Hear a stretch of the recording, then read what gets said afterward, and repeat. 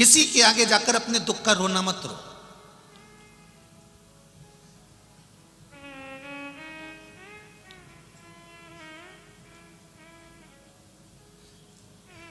इस व्यासपीठ से आज तक आप लोगों से यह नहीं कहा गया होगा कि आप अपना दुख बताओ और आप दुख बताओ और हम आपका कोई समाधान कर दें। बोला कभी ऐसा कि आप माइक पकड़ो और अपना दुख बताओ कि मैं इस चीज से दुखी हूं और गुरुजी कोई उपाय बता दो। तो अगर आपको माइक पकड़ा कर कहें कि आप अपना दुख बताओ और हम उसका उपाय बताएं, तो हमारा भी तो जीवन में ये मनुष्य का शरीर है, हम पर भी कोई दुख होगा, फिर हम किसके पास जाकर कहें कि हमारा कोई उपाय बता दो। दुनिया में अपने कर्म को स्वयं काटना पड़ेगा। राम जी वन क्यों गए? सीता जी का हरण क्यों हुआ? मां जानकी को वन वन क्यों रहना पड़ा? भगवान कृष्ण को अपना गांव छोड़कर दूसरे गांव क्यों जाना पड़ा? दूसरा गांव जाने के बाद भी छोड़कर द्वारका क्यों जाना पड़ा?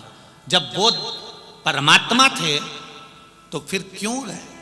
उनको भी तो अपने कर्म का भोगना ही पड़ा। हम पहले भी कथा में कहते हैं भगवान से नहीं डरना, मत डरो। वेद और पुराण से नहीं डरना, मत डरो। धर्म और शास्त्रों से नहीं डरना, मत डरो। संत साधु से नहीं डरना, मत डरो। माता पिता से नहीं डरना, मत डरो। घर के बुजुर्गों से नहीं डरना, मत डरो। पर इतना याद रखना, अपने कर्म से जरूर डरना, क्योंकि कर्म का भोग तो परमात्मा को भी भोगना पड़ता। राम जी ने छुप कर मारा था उस बाली को, कृष्ण अवतार में उस बाली ने छुप कर मारा था भगवान कृष्ण के चरण में। सीता जी ने एक चिड़िया कैद में रखी, माता जानकी को कैद में रहना पड़ा। ये कर्म का भोग है जो मनुष्य को भोगना ही है। अपने कर्म को स्वयं काटना। आप अगर पड़ोसी के यहाँ जाकर कह भी दोगे, आप किसी से जाकर बोल भी दोगे कि मुझे ये दुख है, आप किसी से जाकर कह दोगे कि मुझे ये तकलीफ है, तो क्या वो तकलीफ मिटेगा? अरे बोलो तो जम के, नहीं मिटाएगा। कहीं कहीं का तुम्हारे पास में आकर कह दे मेरे पास में ऐसी भभूति है, ऐसी बेल है, ऐसा सामान है कि मैं तेरा दुख मिटा दूंगा, मैं तेरी तकलीफ मिटा दूंगा, तो चक्कर में मत आओ। ये दुख तकलीफ स्वयं को मिटाना पड़ेगी। और स्वयं कैसे मिटाओगे? कर्म को कर कर, मेहनत को कर कर, और भगवान शंकर की भक्ति पर विश्वास रखकर जब तुम आगे बढ़ोगे तो अपने आप कर्म के करते करते आपका दुख मिटता चले जाएगा। स्वयं को मिटाना। किसी को कह भी दोगे ना कि मुझे दुख है, वो आपका दुख नहीं मिटाएगा। चलो एक प्रैक्टिकल करके देख लो।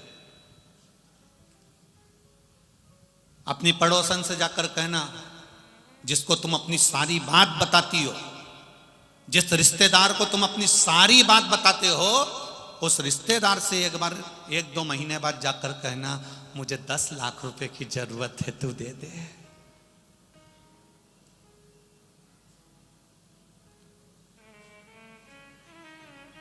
जम के बोलो जरा।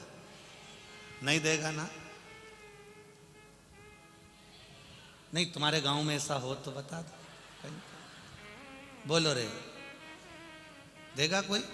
नहीं देगा। अब तुमने इतनी सारी बात उसको क्यों फिर बताई? मेरे घर में ये तकलीफ है, मेरे घर में वो तकलीफ है, मेरे घर में ये दुख है, मेरे घर में वो दुख है। जब वो तुमको तुम्हारी दुख की घड़ी में 10 लाख नहीं दे सकता, 10 लाख तो जाने दे 10,000 नहीं दे सकता, तो फिर अपनी बात कहकर अपना मन उसके सम्मुख में क्यों खोलते हो? जो देने वाला है मेरा देव अधिदेव महादेव, उसके पास जाकर अपनी बात रख दीजिए।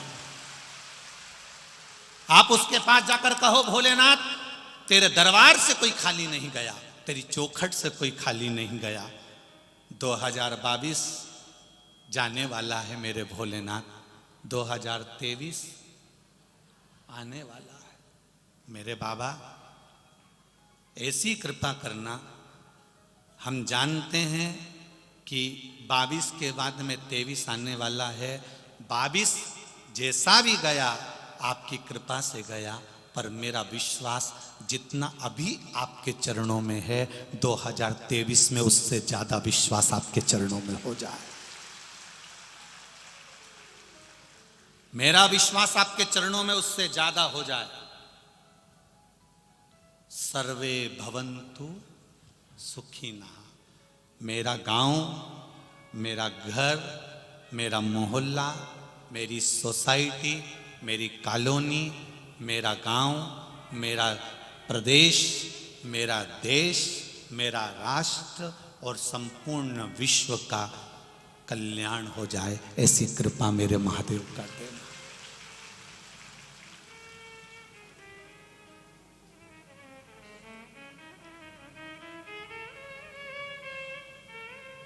नया वर्ष